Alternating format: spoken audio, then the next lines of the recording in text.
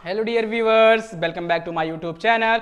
दोस्तों, आज हम मैथ के कुछ ऐसे क्वेश्चंस करने वाले हैं जो आपके एग्जाम के पॉइंट ऑफ व्यू से बहुत ही इंपॉर्टेंट। दोस्तों, वीडियो में आगे बढ़ने से पहले अगर आप हमारे चैनल पे नए हैं तो चैनल को सब्सक्राइब कर लीजिए। वीडियो को बिना स्किप किए दोस्तों अंत तक देखिए।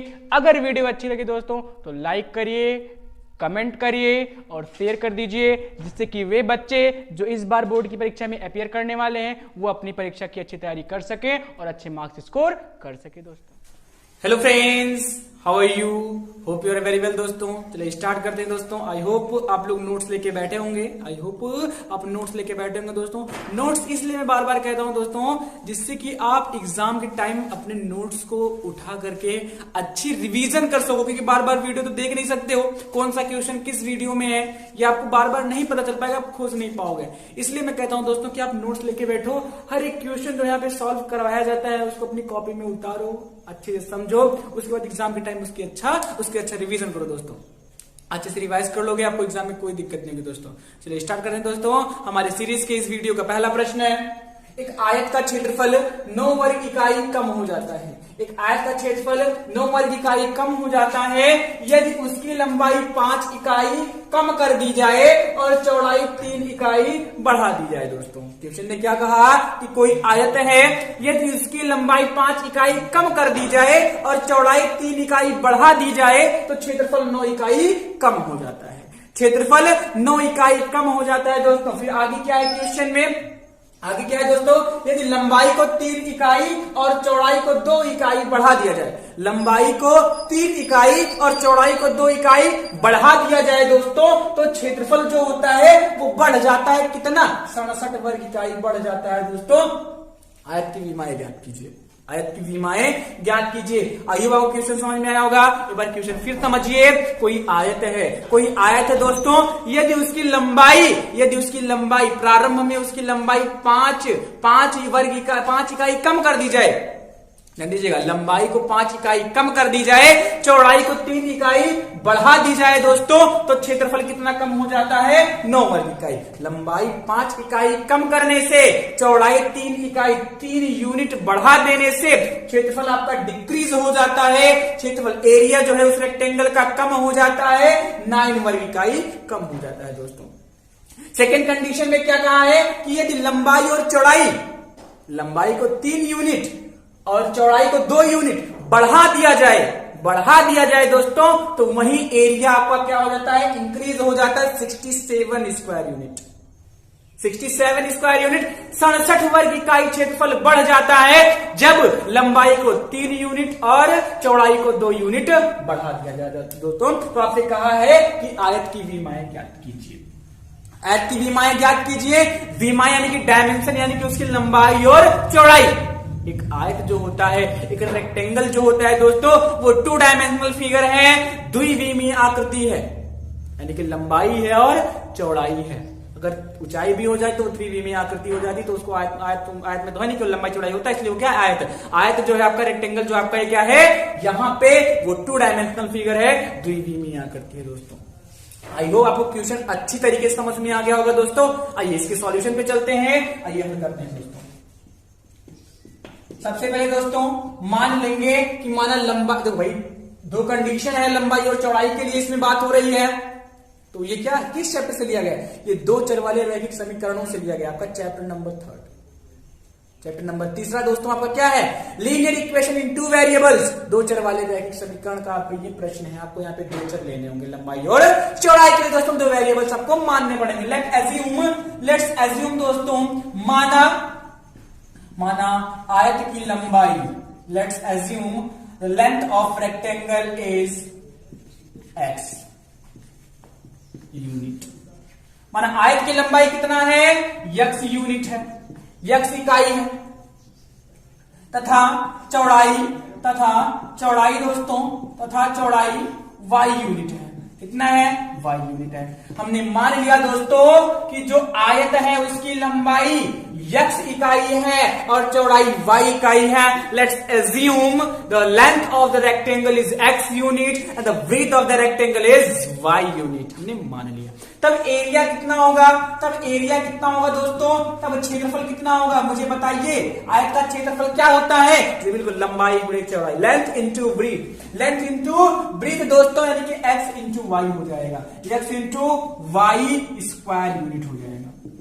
यानी कि जब आपने लेंथ आपने x माना है, ब्रेथ आपने y माना है, लंबाई x चौड़ाई y माना है, तो क्षेत्रफल कितना हो जाएगा दोस्तों? x इंटू वाई वर्ग इकाई स्क्वायर यूनिट हो जाएगा दोस्तों। अब प्रथम कंडीशन क्या है? प्रथम शर्त क्या है? फर्स्ट कंडीशन क्या है दोस्तों? प्रथम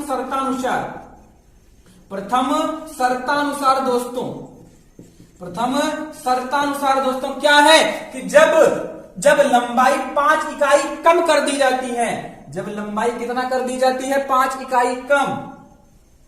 जब लंबाई 5 यूनिट क्या कर दी जाती है? कम कर दी जाती है। 5 इकाई कम कर दी जाती है, यानी जहां x है पहले लंबाई x थी, x यूनिट, अब कितना कर दिया गया? 5 इकाई कम। कितना कर दिया गया? 5 इकाई कम कर दिया गया। तब कितना हो जाएगा? x minus 5। तब लंबाई कितना हो जाएगा? x माइनस 5 हो जाएगा। तब लंबाई कितना बचेगा दोस्तों? कितना हो जाएगा? x minus 5 unit. समझ में आ रहा होगा? आई होप समझ में आ रहा होगा। शुरुआत में आपने x लिया है, फिर क्वेश्चन ने क्या कहा है फर्स्ट कंडीशन में अपने की जब लंबाई को कितना कर दिया जाता है? 5 इकाई कम, और चौड़ाई दोस्तों, और चौड़ाई कितना कर दिया जाता है? चौड़ाई को 3 इकाई बढ़ा दिया जाता है। 3 इकाई बढ़ा दिया जाता है। चौड़ाई 3 इकाई बढ़ा दी जाती है दोस्तों। तब क्या होता है? 3 इकाई बढ़ा दी जाएगी तो क्या होगा? तब चौड़ाई क्या होगी? तब चौड़ाई कितनी हो जाएगी दोस्तों? y plus 3 unit. कितनी हो जाएगी? y प्लस 3 यूनिट दोस्तों। आई होप समझ में आ रहा होगा। जब लंबाई को 5 यूनिट कम और चौड़ाई को 3 यूनिट बढ़ा दिया जाता है, तब क्षेत्रफल कितना हो जाता है? 9 वर्ग इकाई कम हो जाता है दोस्तों। तब क्या होगा? आयत का क्षेत्रफल लंबाई गुणे चौड़ाई, लंबाई कितना? x माइनस 5, चौड़ाई कितना? y प्लस 3 बराबर x y minus 9 unit, 9 square unit. भाई वही तो है कि जब आपका लंबाई x है, आपकी लंबाई, और चौड़ाई y है, तब क्षेत्रफल x y हो गया। जब आपने 5 यूनिट क्या कर दिया? लेंथ में घटा दिया, कम कर दिया, 3 यूनिट ब्रीथ में बढ़ा दिया, तो क्षेत्रफल एरिया कितना हो गया? 9 वर्ग इकाई कम हो गया, x y माइनस 9 हो गया दोस्तों। थोड़ा और इसको सॉर्ट करेंगे हम लोग, तो x का y में होगा x y होगा, x का 3 में होगा 3x, दोनों के दोनों प्लस में, प्लस माइनस माइनस 5y हो गया, 5 time 15 minus y plus minus minus होता है जी बिल्कुल, is equal to x y minus 9।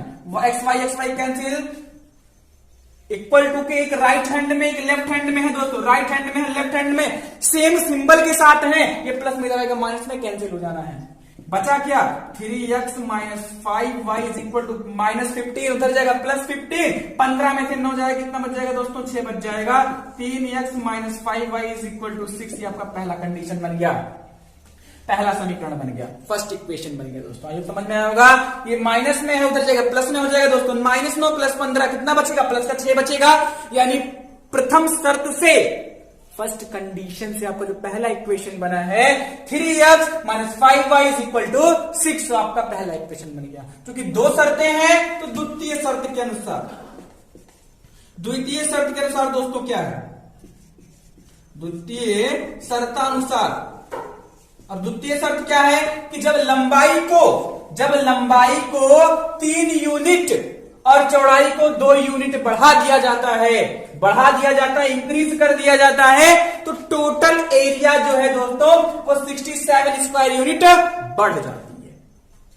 लंबाई 3 यूनिट, चौड़ाई 2 यूनिट बढ़ाने से क्षेत्रफल क्या हो जाता है? 67 वर्ग इकाई बढ़ जाता है दोस्तों। द्वितीय शर्त क्या है? ध्यान दीजिएगा, जब लंबाई में कितना, लंबाई x थी पहले, कितना बढ़ाया गया? 3, और चौड़ाई कितना बढ़ाया गया? 2, तब एरिया जो x y था पहले कितना हो गया? 67 वर्ग इकाई बढ़ गया। यानी x plus y into y plus 2 is equal to x y plus 67। जब लंबाई केवल x चौड़ाई केवल वाई, तब क्षेत्रफल एक्स वाई स्क्वायर यूनिट। जब लंबाई को 5 यूनिट कम किया गया, चौड़ाई को 3 यूनिट बढ़ाया गया, तब क्षेत्रफल हो गया एक्स वाई माइनस 9। 9 यूनिट कम हो गया था, 9 स्क्वायर यूनिट कम हो गया था, 9 और इकाई कम हो गया था, इसलिए माइनस लग रहा है। अगला, जब चौड़ाई को 3 यूनिट बढ़ाया गया, एक्स प्लस 3 किया गया। जब लंबाई को x प्लस 3 किया गया, लंबाई को कितना बढ़ाया गया? 3 यूनिट। जब लंबाई को 3 यूनिट बढ़ाया गया, x प्लस 3 किया गया, और चौड़ाई को 2 यूनिट बढ़ाया गया, y प्लस 2 किया गया, तब क्षेत्रफल कितना हो गया? 67 डिग्री, 67 वर्ग इकाई बढ़ गया दोस्तों। आइए थोड़ा सा इसको सॉल्व कर लेते हैं। x का y में होगा x y, ये 2x का 2 में होगा 2x, 3 का y में होगा 3y, 3 का 2 में होगा 6 is equal to x y और 67, एक्स वाई प्लस 67। सेम ये कट जाने हैं, प्लस में रहेगा माइनस में हो जाएगा। बचा क्या? 2x प्लस 3y, ये प्लस में उतर जाएगा माइनस में 61। 2x plus 3y is equal to 61। दूसरा इक्वेशन बन गया। पहली कंडीशन से पहला equation 3x minus 5y is equal to 6। दूसरी कंडीशन से दूसरा equation 2x plus 3y is equal to 61 दोस्तों। इन दोनों समीकरणों को आपको हल करके आराम से आप x और y का मान निकालना है, आप निकाल सकते हो। बीमाई मतलब x और y यानी कि लंबाई और चौड़ाई दोस्तों। आइए हल करते हैं। कैसे हल होगा देखिए ध्यान से, विलोपन लगा दीजिए, एलिमिनेशन मेथड लगा दीजिए। प्लस में y आराम से कट जाएंगे, प्लस माइनस दोनों को जोड़ देना है। पहला समीकरण दूसरा समीकरण, y कैंसिल हो जाएगा आराम से जोड़ने पर। बस क्या, उसका कोफिशिएंट बराबर कर लें। x का कोफिशिएंट 3 है, y का कोफिशिएंट -5 है, अचर पद आपका 6 है। x कोफिशिएंट 2 है, y कोफिशिएंट 3 है, अचर पद आपका 61 है। देखो ये माइनस में ये प्लस में, आराम से दोनों को अगर जोड़ देंगे तो कट जाएंगे, बट क्या सेम हो जाए? इनका कोफिशिएंट, इनके गुणांक सेम हो जाए। 5 है 3 है, 5 और 3 का एलसीएम कितना होता है? 15। 5 और 3 का एलसीएम कितना होता है दोस्तों? 15 होता है। समीकरण 1 में यहाँ पे 5 है कोफिशिएंट, 15 बनाने के लिए कितने का गुणा? 3 का गुणा जी बिल्कुल। समीकरण 1 में 3 का गुणा कर देंगे और जोड़ देंगे किसको? समीकरण 2 में यहाँ पे 3 है, 15 बनाने के लिए 5 का गुणा कर देंगे। समीकरण 1 में 3 का गुणा करके जोड़ देंगे किसमें? समीकरण 2 में 5 का गुणा करके जोड़ देंगे दोस्तों। आइए समझ में आया होगा। चलिए आगे बढ़ते हैं। ये आपका एलिमिनेशन मेथड है दोस्तों, कि 2 चर वाले 2 रैखिक समीकरण मिल गए तो किसी एक चर को बराबर करके उसे काट दीजिएगा। यहाँ पे देखिए ऑलरेडी कट रहा था, कोई घटाना वटाना अलग अलग सिंबल है। अगर सेम सिंबल होता तो घटाते, लेकिन यहाँ पे क्या सेम सिंबल नहीं है, प्लस माइनस का कंडीशन आ रहा है, बस जोड़ देना है, आराम से कट जाएगा। बस इसका कोफिशिएंट बराबर हो जाए, गुणांक बराबर हो जाए। यहाँ पे 5 यहाँ पे 3 है, एलसीएम लेके बराबर कर लीजिए। 5 का 15, 3 पचे 15, इसमें 3 का गुणा, इसमें जी बिल्कुल 5 गुणा, 3 पचे 15 हो जाएगा। जब समीकरण 1 में 3 का गुणा करेंगे तो कितना हो जाएगा? 9x माइनस 15y और 6 3 18 हो गया बराबर में। 3 का गुणा किया, 9x माइनस 15y बराबर 18 हो गया। 2 में 5 का गुणा किया तो 5 दूनी 10x, 5 त्याई 15y, 5 3 15y is equal to दोस्तों कितना हो जाएगा? 305। 5 एकम 5, 5 6 61, 5 305 हो जाएगा। जी बिल्कुल, थोड़ा सा मिस्टेक हो गया था, सही कर लोगे, समझोगे आप। हमने क्या किया? 5 का मल्टीप्लाई किया, आराम से जोड़ देंगे तो प्लस माइनस माइनस कैंसिल। 10 और 9 कितना हो गया? 19x हो गया। कितना हो गया? 19x हो गया दोस्तों। इधर क्या हो जाएगा? 18 और 305 हो गया 323। 18 और 5 23 होता है, ऐड करोगे 323 हो जाएगा दोस्तों। ये गुणा में उधर जाएगा भाग में, 323 बटे 19, 19 से कम 19, 19 1 19। यहां पर भी देखिए 19 38 हो जाता है, 2 बार करोगे तो ज्यादा हो जाएगा। 19 1 19 हो गया दोस्तों। कितना बच गया? 133 हो गया भाई। 32 में से 19 जाएगा 13, 13 के बगल में 3, 133 हो गया दोस्तों। अब 19 का पहाड़ा पढ़ना है कि 133 आ जाए। 19 सत्ते 133 हो जाएगा दोस्तों। 19 सत्ते 133, यक्स बराबर कितना आ गया दोस्तों? 17 आ गया। 17 यूनिट। लंबाई आपकी कितनी आ गई? 17 यूनिट। लंबाई आपकी कितनी आ गई? 17 इकाई। कितना हो जाएगा? जी बिल्कुल 17 इकाई। अब आप आराम से चौड़ाई भी निकाल सकते हो, किसी भी समीकरण में x का मान रख दो। यहां पे देखिए 17 तिहाई 51, समीकरण 1 से इक्वेशन 1, फ्रॉम इक्वेशन 1, 5 तिहाई 15 और 17 तिहाई 51 हो गया। सॉरी 17 तिहाई 51, 17 गुणे 3, 17 तिहाई 51 माइनस 5y बराबर 6। ये माइनस में, ये माइनस हो जाएगा प्लस में, प्लस में इधर आएगा माइनस में।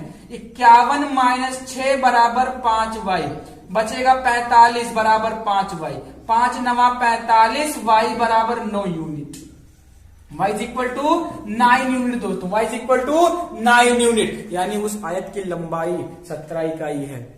और चौड़ाई 9 इकाई है दोस्तों। आई होप आपको सारी चीजें समझ में आई होंगी, नोट कर लीजिए दोस्तों। आई होप दोस्तों आपको पहला क्वेश्चन समझ में आया होगा।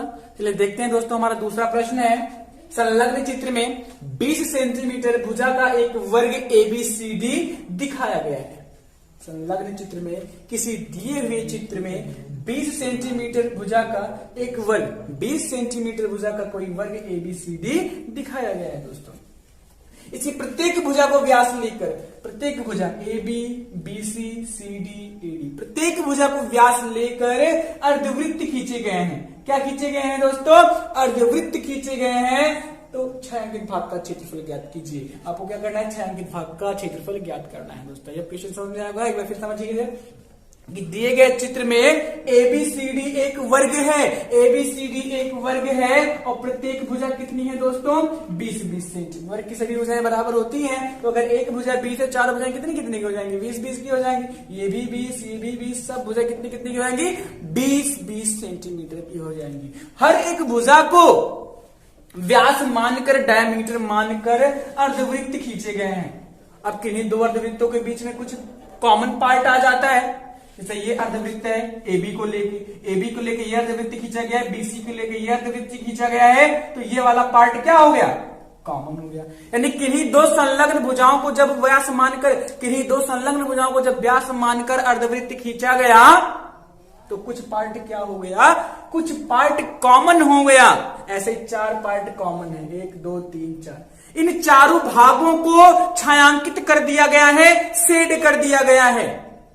तो आपको शेडेड पोर्शन का, छायांकित भाग का दोस्तों आपको क्या करना है? क्षेत्रफल ज्ञात करना है कि इस वर्ग के अंदर जब व्यास, भुजा को व्यास मानकर खींचा गया, तो जो उभयनिष्ठ भाग शेडेड है, उस पोर्शन का आपको क्षेत्रफल यानी कि एरिया ज्ञात करना है दोस्तों। आइए हल करते हैं दोस्तों।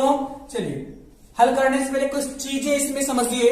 अगर हम इसको 4 पार्ट में डिवाइड करें, यहां से देखिए ध्यान से, अगर हम त्रिज्या की बात करें, अगर हम इस त्रिज्या की बात करें, इसकी जो व्यास AB व्यास को लेके व्यास, AB व्यास मानकर हमने अर्धवृत्त खींचा है, AB BC CD AD को अर्ध व्यास मानकर हमने एक अर्धवृत्त खींचा गया है, तो त्रिज्या की बात कर ले दोस्तों, कितनी कितनी की हो जाएगी? 10-10 सेंटीमीटर। जो व्यास हमने लेकर अर्धवृत्त खींचा है, उसकी त्रिज्या कितनी हो जाएगी? 10 सेंटीमीटर। यानी अगर हम त्रिज्या की बात करेंगे तो कितना हो जाएगा? 10 सेंटीमीटर जगह जी, बिल्कुल कितना हो जाएगा? 10 सेंटीमीटर। तो ये 10 है, ये भी 10 होगा, ये भी 10 होगा। यानी हम कहेंगे, अगर इसको अलग से फिगर बना के दिखाएं आपको, तो ये ऐसा कुछ बनेगा। देखिए ध्यान दोस्तों, कुछ ऐसा ये पार्ट बचेगा। ऐसे ही कितने पार्ट हैं? 4 पार्ट हैं। कितने पार्ट हैं? 4। 1 2 3 4। अब ये भी तो 10-10, ये 10, ये 10, ये 10, ये 10, यानी हर एक पार्ट जो है वो 10 सेंटीमीटर भुजा वाले वर्ग के बीच में है। हर एक शेडेड पार्ट जो है, 4 पार्ट शेडेड है, 4 पार्ट, इसके 4 भाग क्या है? छायांकित हैं, और हर एक भाग जो है दोस्तों 10 सेंटीमीटर भुजा वाले वर्ग के अंदर बना है। आई होप आपको समझ में आ रहा होगा, दोस्तों। चलिए हल करते हैं। अगर हम वर्ग में से, इस वर्ग में से क्या कर दे दोस्तों? वर्ग में से हमको ये पार्ट आपको निकालना है, हमको ये छायांकित भाग ज्ञात करना है। अगर 1 का हमने ज्ञात कर लिया और 4 का गुणा कर देंगे तो पूरा निकल आएगा, क्योंकि यहां 10 है, ये भी 10, सब 10, क्योंकि सबका व्यास कितना है? 20 है। त्रिज्या कितनी होगी? सभी की 10 होगी। तो हर एक जो पार्ट है, वो हर एक पार्ट जो है दोस्तों 10 सेंटीमीटर भुजा वाले वर्ग के मध्य बना है, 10 सेंटीमीटर भुजा वाले वर्ग के बीच में बना है दोस्तों। अगर एक भाग का, आपने एक छायांकित भाग का क्षेत्रफल ज्ञात कर लिया, तो 4 का गुणा कर देंगे तो टोटल निकल आएगा, कि त्रिज्या सबकी क्या है? समान है। आपको दिक्कत कहां पे होगी? इस एक भाग का छायांकित भाग का क्षेत्रफल निकालने में दिक्कत कहां पे होगी दोस्तों? एक भाग का छायांकित क्षेत्रफल निकालने में, एक छायांकित भाग का क्षेत्रफल निकालने में आपको दिक्कत होगी दोस्तों। आइए देखते हैं दोस्तों, एक भाग का कैसे निकलेगा। अगर हम इसको ऐसे बीच से काट दें, अगर हम इसको बीच से काट दें दोस्तों और अलग करके देखें, तो कुछ इस प्रकार से बनेगा। देखिए ध्यान से, अच्छे समझेंगे, बिल्कुल हड़बड़ाएंगे नहीं, धैर्य बना के देखिए, सब हो जाएगा। समझिए ध्यान से। हमने बीच से काट दिया ऐसे, इसको नेगलेक्ट कर दिया, इसको नेगलेक्ट कर दिया दोस्तों, ठीक है।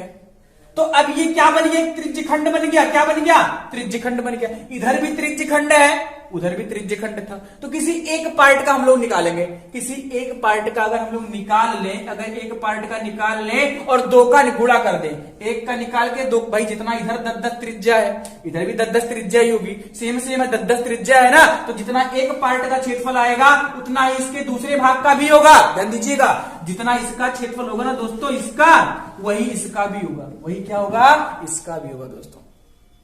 अगर हम देखें जरा ध्यान से, तो एक त्रिज्यखंड है, वृत्त की किन्हीं दो त्रिज्याओं तथा संगत चाप के मध्य घिरा भाग क्या कहलाता है, त्रिज्यखंड कहलाता है दोस्तों। तो ये पूरा क्या है, आपका त्रिज्यखंड है, ये पूरा क्या है, त्रिज्यखंड है। लेकिन क्या पूरा भाग छायांकित है जी, नहीं, ये क्या है, जीवा है। वृत्त के परिधि पर किन्हीं दो बिंदुओं को मिलाने वाली रेखा क्या कहलाती है, जीवा कहलाती है। तो जो छायांकित भाग है वो जीवा और चाप के मध्य है, उसको वृत्तखंड बोलते हैं। क्या बोलते हैं दोस्तों, जी बिल्कुल, वृत्तखंड बोलते हैं। क्या बोलते हैं, वृत्तखंड। आप फिर समझिए, एक वृत्त है, संगत जीवा और संगत चाप, एक जीवा और चाप के मध्य घिरा भाग क्या कहलाता है, जी बिल्कुल, वृत्तखंड कहलाता है। और किन्हीं दो त्रिज्याओं संगत चाप के मध्य घिरा भाग क्या कहलाता है, त्रिज्यखंड कहलाता है दोस्तों। तो ऐसे ये जीवा हो गई, ये आपका वृत्तखंड बन गया। पहले त्रिज्यखंड था, जीवा गई, वृत्तखंड बन गया। आपको क्या करना है, वृत्तखंड का क्षेत्रफल ज्ञात करना है।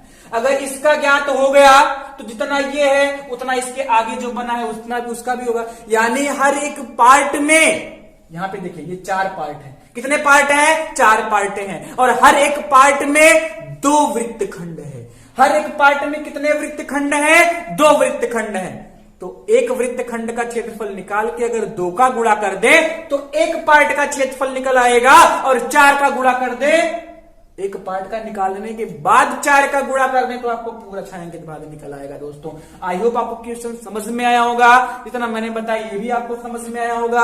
अगर समझ में आया है तो ठीक है, अगर नहीं समझ में आया है तो रिवर्स जाके फिर से सुन सकते हैं। आइए आगे बढ़ते हैं दोस्तों। अगर हम एक वृत्तखंड का निकाल के 2 गुणा कर दे 2 से, तो जो अगला पार्ट वृत्तखंड में है उसका भी क्षेत्रफल निकल आएगा दोस्तों, क्योंकि त्रिज्या जितना इधर 10-10 है, इधर भी तो 10-10 सेंटीमीटर ही है, तो दोनों के दोनों त्रिज्यखंड का क्षेत्रफल समान होगा, तो वृत्तखंड का भी क्षेत्रफल क्या होगा, समान होगा जी बिल्कुल। जितना इसका होगा उतना ही इसका होगा दोस्तों। आइए अब इसको कैसे निकालेंगे, इसको कैसे निकालेंगे, बहुत खतरनाक क्वेश्चन है, एग्जाम में 100% चांसेस रहते हैं इसके आने के। अच्छे से समझिए दोस्तों, ये वृत्तखंड का क्षेत्रफल कैसे निकलेगा। अगर ये देखो, ये 90 अंश हो गया इसके लिए, भाई 90 अंश हो गया, लंब है। अगर हम त्रिज्यखंड में से, इस त्रिज्यखंड में से किन्हीं 2 त्रिज्याओं संगत चाप के मध्य घिरा भाग त्रिज्यखंड कहलाता है। समझ में आ रहा है ना।